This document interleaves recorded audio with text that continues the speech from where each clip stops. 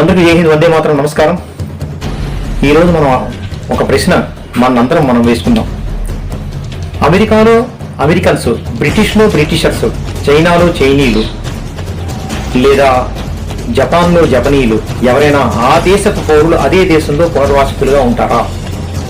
కట్టుకున్న బట్టలతో ఆస్తుల్ని కానీ, అంతస్తులు కానీ, భూముల్ని కానీ సొంతవన్నీ పొదులుకొని ఆ ప్రాంతం నుంచి, సొంత ఇంటి నుంచి పారిపోయి అదే దేశంలో వేరే చోట తినడానికి తిండి లేక నానా కష్టాలు పడుతూ ఇక్కట్లు పడుతూ బతుకుతున్న సమాజం ఎక్కడైనా చూసారా? మన దేశంలో ఉన్నారు అలాంటి వాళ్ళు. కశ్మీర్లో సుమారుగా 7 లక్షల మంది తమ ప్రాణాలని పిడికిటి పట్టుకుని వాళ్ళ ఆస్తులు అంతస్తులు వదిలేసి ఇదే దేశంలో కశ్మీర్ వదిలేసి వేరే చోట్ల టెంటుల్లో కరెంట్లు లేకుండా, తినడానికి తిండి లేకుండా కూలి పని చేసుకుంటూ కనీసం భారతదేశ పౌరులు అని గుర్తింపు కూడా లేకుండా బతుకుతున్నారు. మీకు తెలుసా?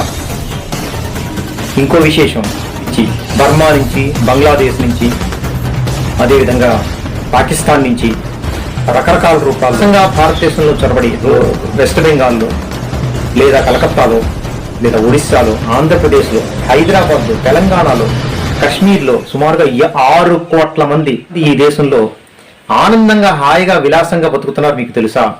చిట్ట చివరికి ప్రభుత్వాలే వాళ్ళకి ఇల్లు ఏర్పాటు చేసి వాళ్ళకి ఓటర్ ఐడి కార్డులు, రేషన్ కార్డులు, ఆధార్ కార్డులు అన్నీ ఇచ్చి ఉండడానికి ఇల్లు కూడా ఇచ్చి వాళ్ళు ఈ దేశంలో వాళ్ళకు అనుకూలమైన ప్రభుత్వాలను తెచ్చుకోవడం కోసం ప్రభుత్వాలను తారుమారు చేసే ప్రక్రియలో ఉత్సాహంగా పాల్గొంటున్నారు. మీకు తెలుసా?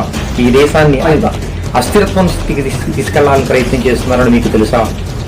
తెలిస్తే కామెంట్ సెక్షన్లో తెలియచేయండి. ఇప్పుడు మాట్లాడుకున్న అంశాలు నెక్స్ట్ వీడియోలో మనం చూద్దాం. అంతవరకు అందరికీ జై హింద్.